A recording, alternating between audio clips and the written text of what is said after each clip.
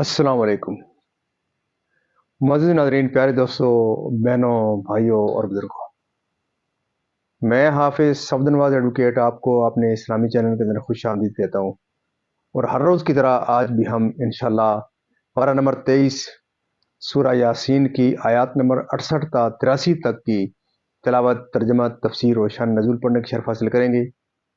تلاوت شروع کرنے سے پہلے ہم درود شریف پڑھتے ہیں، آپ بھی میرے ساتھ پڑھیں۔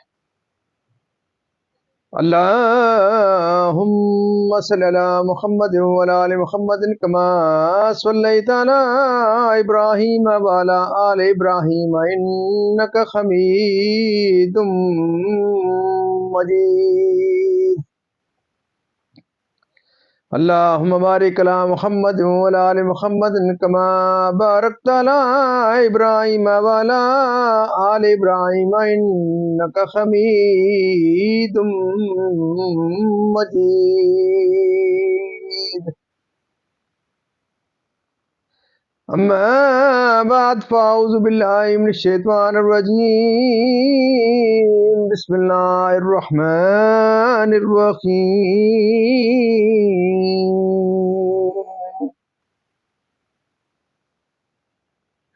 ومن نؤمره ننكسه في الخلق أفلا يعقلون. وما علمناه الشعر وما ينبغي له إن هو إلا ذكر وقرآن مبين لينذر من كان حيا ويحق القول على الكافرين.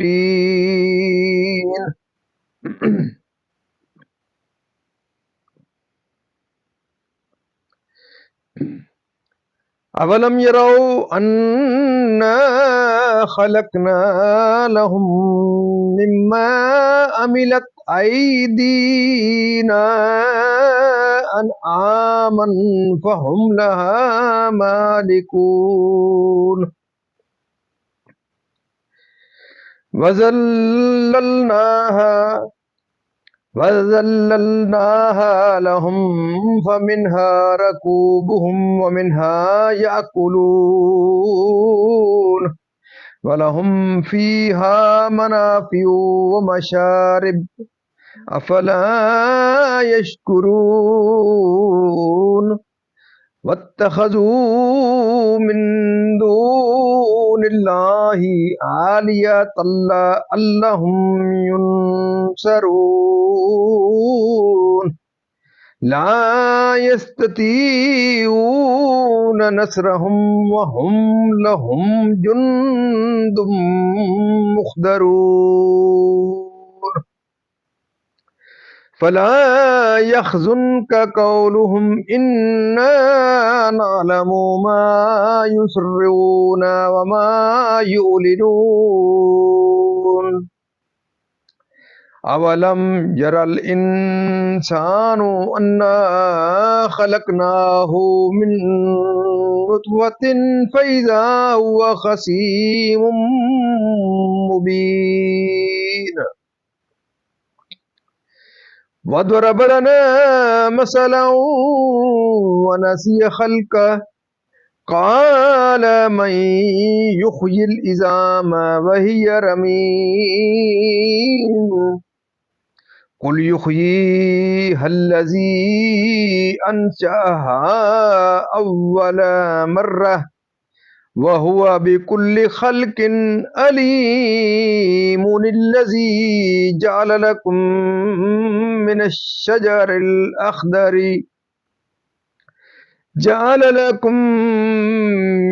الشجر الأخضر فنارا فإذا الذي جعل لكم من الشجر الأخضر نارا فإذا أنتم منه توقدون. أوليس الذي خلق السماوات والأرض بقادر على أن يخلق مثلهم بلى وهو خلاق العليم بلى وهو الخلاق العليم إنما أمره إذا أراد شيئا أن يقول له كن فيكون فسبحان الذي بيده ملكوت كل شيء وإليه ترجعون صدق اللہ العظیم۔ ترجمہ: اور جسے ہم بڑی عمر کا کریں اسے پیدائش میں الٹا پھیریں تو کیا سمجھتے نہیں؟ اور ہم نے ان کو شعر کہنا نہ سکھایا اور نہ وہ ان کی شان کے لائق ہے۔ وہ تو نہیں مگر نصیحت اور روشن قرآن کہ اسے ڈرائے جو زندہ ہو اور کافروں پر بات ثابت ہو جائے۔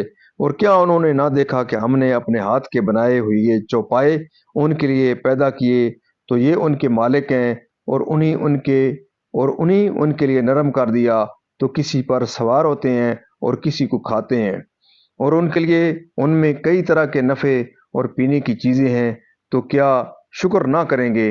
اور انہوں نے اللہ کے سوا اور خدا ٹھہرا لیے کہ شاید ان کی مدد ہو، وہ ان کی مدد نہیں کر سکتے، اور وہ ان کے لشکر سب گرفتار حاضر آئیں گے۔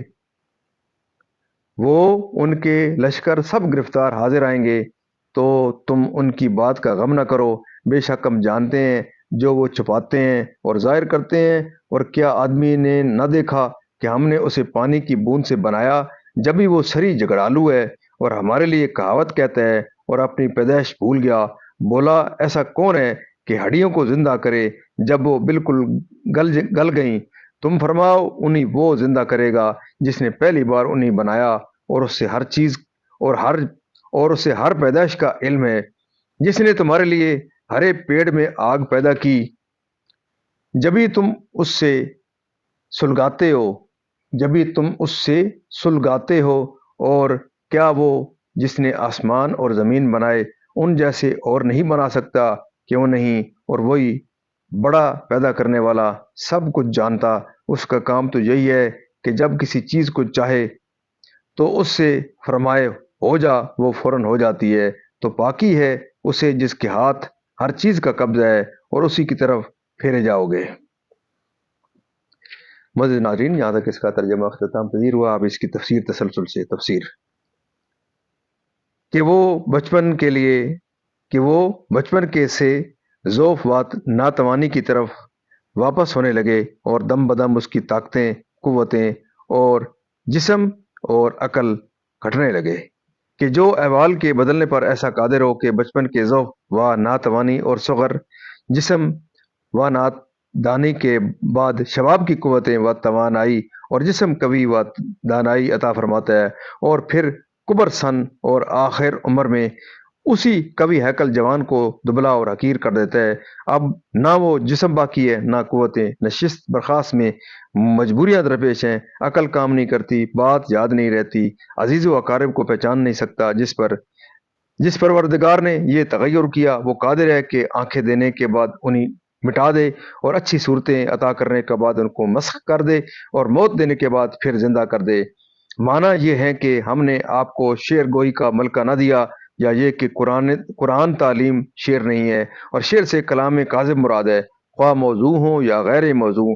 اس آیت میں اشارہ ہے کہ حضور سید عالم صلی اللہ علیہ وسلم کو اللہ تعالیٰ کی طرف سے علم اولین و آخرین تعلیم فرمائے گئے، جن سے کشف حقائق ہوتا ہے، اور آپ کے معلومات واقعی و نفس الامری ہیں، کسی بھی شعری نہیں۔ جو حقیقت میں جعل ہے وہ آپ کی شان کے لائق نہیں، اور آپ کا دامن تقدس سے پاک ہے۔ اس میں شعر بمانی کلام موضوع کے جاننے اور اس کے صحیح و سقیم جید وردی کو پہچاننے کی نفی نہیں، علم نبی کریم صلی اللہ علیہ وسلم میں طعن کرنے والوں کے لیے یہ آیت کسی طرح سند نہیں ہو سکتی۔ اللہ تعالیٰ نے حضور کو علوم کائنات عطا فرمائے، اس کے انکار میں اس آیت کو پیش کرنا محض غلط ہے۔ شان نزول کفار قریش نے کہا تھا کہ محمد مصطفیٰ صلی اللہ علیہ وسلم شاعر ہیں، اور جو وہ فرماتے ہیں یعنی قرآن پاک وہ شعر ہے۔ اس سے ان کی مراد یہ تھی کہ معاذ اللہ یہ کلام کاذب ہے، جیسے کہ قرآن کریم میں ان کا مقولہ نقل فرمایا گیا ہے کہ بلفترا بل ہوا شاعر۔ اسی کا اس آیت میں رد فرمایا گیا ہے، ہم نے اپنے حبیب صلی اللہ علیہ وسلم کو ایسی باطل گوئی کا ملکہ ہی نہیں دیا، اور یہ کتاب اشعار یعنی اکاذیب پر مشتمل نہیں۔ کفار قریش زبان سے ایسی بدذوق اور نظم عروضی سے ایسے ناواقف نہ تھے کہ نثر کو نظم کہہ دیتے اور کلام پاک کو شعر عروضی بتا بیٹھتے، اور کلام کا محض وزن عروضی پر ہونا ایسا بھی نہ تھا کہ اس پر اعتراض کیا جا سکے۔ اس سے ثابت ہو گیا کہ ان بے دینوں کی مراد شعر سے کلام کاذب تھی، اور حضرت شیخ اکبر قدس سرور نے اس آیات کے معنی میں فرمایا کہ معنی یہ ہے کہ ہم نے اپنے نبی صلی اللہ علیہ وسلم سے معمے اور اجمال کے ساتھ خطاب نہیں فرمایا جس میں امراض کے مخفی رہنے کا احتمال ہو، بلکہ صاف صریح کلام فرمایا ہے جس سے تمام حجاب اٹھ جائیں اور علوم روشن ہو جائیں۔ چونکہ شعر ناز و طوریہ اور رمز و اجمال کا محل ہوتا ہے، اس لیے شعر کی نفی فرما کر اس معنی کو بیان فرما دیا۔ صاف صریح حق و ہدایت کہاں وہ پاک آسمانی کتاب تمام علوم کی جامع، اور کہاں شعر جیسا کلام کاذب زندہ رکھتا ہو، دل زندہ رکھتا ہو، کلام و خطاب کو سمجھے، اور یہ شان مومن کی نہیں، یعنی حجت عذاب قائم ہو جائے، یعنی مسخر و زیر حکم کر دیا۔ اور فائدے ہیں کہ ان کی کھالوں بالوں اور اون وغیرہ کام میں لاتے ہیں، دودھ اور دودھ سے بننے والی چیزیں، دہی مٹھا وغیرہ۔ اللہ تعالیٰ کی ان نعمتوں کا یعنی بتوں کو پوجنے لگے اور مصیبت کے وقت کام آئے اور عذاب سے بچائیں، اور ایسا ممکن نہیں، کیونکہ جماد بے جان بے قدرت بے شعور ہیں، اور یعنی کافروں کے ساتھ ان کے بت بھی گرفتار کر کے حاضر کیے جائیں گے، اور سب جہنم میں داخل ہوں گے، بت بھی اور ان کے پجاری بھی۔ یہ خطاب ہے سید عالم صلی اللہ علیہ وسلم کو۔ اللہ تعالیٰ اپنے حبیب صلی اللہ علیہ وسلم کی تسلی فرماتا ہے کہ کفار کی تکذیب و انکار سے اور ان کی ایذاؤں اور جفاکاریوں سے آپ غمگین نہ ہوں، ہم انہیں ان کے کردار کی جزا دیں گے۔ شان نزول: یہ آیت عاص بن وائل یا ابو جہل اور بقول مشہور ابی بن خلف جمحی کے حق میں نازل ہوئی، جو انکار بعث میں یعنی مرنے کے بعد اٹھنے کے انکار میں سید عالم صلی اللہ علیہ وسلم سے بحث و تکرار کرنے آیا تھا۔ اس کے ہاتھ میں ایک گلی ہوئی ہڈی تھی، اس کو توڑتا جاتا تھا اور سید عالم صلی اللہ علیہ وسلم سے کہتا جاتا تھا کہ کیا آپ کا خیال ہے کہ اس ہڈی کو گل جانے اور ریزہ ہو جانے کے بعد بھی اللہ تعالیٰ زندہ کرے گا؟ حضور سید عالم صلی اللہ علیہ وسلم نے فرمایا ہاں، اور تجھے بھی مرنے کے بعد اٹھائے گا اور جہنم میں داخل فرمائے گا۔ اس پر یہ آیت کریمہ نازل ہوئی اور اس کی جہل کا اظہار فرمایا گیا کہ گلی ہوئی ہڈی کا بکھرنے کے بعد اللہ تعالیٰ کی قدرت سے زندگی قبول کرنا اور اپنی نادانی سے ناممکن سمجھتا ہے۔ کتنا احمق ہے، اپنے آپ کو نہیں دیکھتا کہ ابتدا میں ایک گندا نطفہ تھا، گلی ہوئی ہڈی سے بھی حقیر تر اللہ تعالیٰ کی قدرت کاملہ نے اس میں جان ڈال دی، انسان بنایا تو ایسا مغرور و متکبر انسان ہوا کہ اس کی قدرت ہی کا منکر ہو کر جھگڑنے آ گیا۔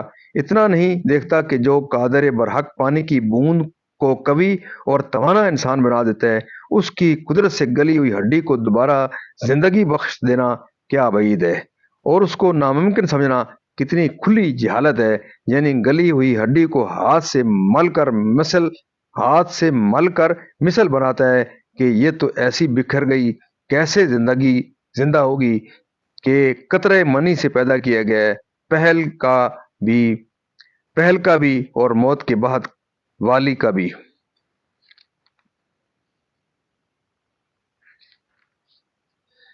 عرب میں دو درخت ہوتے ہیں، جو وہاں کے جنگلوں میں کثرت سے پائے جاتے ہیں۔ ایک کا نام مرخ ہے، دوسرے کا افار۔ ان کی خاصیت یہ ہے کہ جب ان کی سبز شاخیں کاٹ کر ایک دوسرے پر رگڑی جائیں تو ان سے آگ نکلتی ہے، باوجود یہ کہ وہ اتنی تر ہوتی ہیں کہ ان سے پانی ٹپکتا ہے۔ اس میں قدرت کی کیسی عجیب و غریب نشانی ہے کہ آگ اور پانی دونوں ایک دوسرے کی ضد، اور ہر ایک لکڑی میں موجود۔ نہ پانی آگ کو بجھائے، نہ آگ لکڑی کو جلائے۔ جس قادر مطلق کی یہ حکمت ہے، وہ اگر ایک بدن پر موت کے بعد زندگی وارد کرے تو اس کی قدرت سے کیا عجیب اور اس کو ناممکن کہنا۔ آثار قدرت دیکھ کر جاہلانہ و معاندانہ انکار کرنا یا انہی کو بعد موت زندہ نہیں کر سکتا، بے شک وہ اس پر قادر ہے کہ پیدا کرے، یعنی مخلوقات کا وجود اس کے حکم کے تابع ہے۔ آخرت میں معزز ناظرین، اللہ تعالیٰ کے فضل و کرم سے آج تک کی یہاں تلاوت، ترجمہ، تفسیر اور اس کا شان نزول اختتام پذیر ہوا۔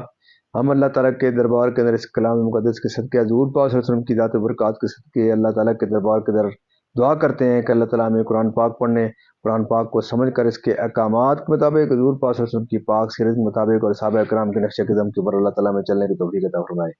اللہ تعالیٰ تمام پریشانیاں دور فرمائے، تمام بیماری کو شفائے کاملہ عاجلہ عطا فرمائے، تمام مرمومین کو جنت الفردوس میں اعلیٰ والا مقام عطا فرمائے۔ اور آپ تمام معزز ناظرین سے یہ استدعا رہتی ہے کہ آپ ختم نبوت کے صدقے آپ کے اوپر اور میرے اوپر ایک بہت بڑی ذمہ داری عائد ہوتی ہے کہ ہم اس کلام مقدس کی میسیج کو زیادہ سے زیادہ دوستوں تک شیئر کرنے کے لیے پہلے اپنے گھر سے ابتدا کریں، اپنے بچوں کو تلقین کریں، اپنے عزیز و اقارب دوستوں کے ساتھ یہ پروگرام شیئر کریں، اور اس کے بعد زیادہ سے زیادہ دوستوں کے ساتھ جہاں تک آپ اس یوٹیوب کے چینل کو شیئر کر سکتے ہیں تو اس کو ضرور آگے شیئر کیا کریں، صدقہ جاریہ سمجھتے ہوئے شیئر کریں۔ اللہ تعالیٰ آپ کی زندگی میں خیر و برکت عطا فرمائے، اور دن قیامت قرآن پاک کے صدقے، حضور پاک صلی اللہ علیہ وسلم کی ذات و برکات کے صدقے اللہ تعالیٰ کے دربار کے اندر حضور پاک صلی اللہ علیہ وسلم کی شفاعت نصیب فرمائے۔ آمین ثم آمین۔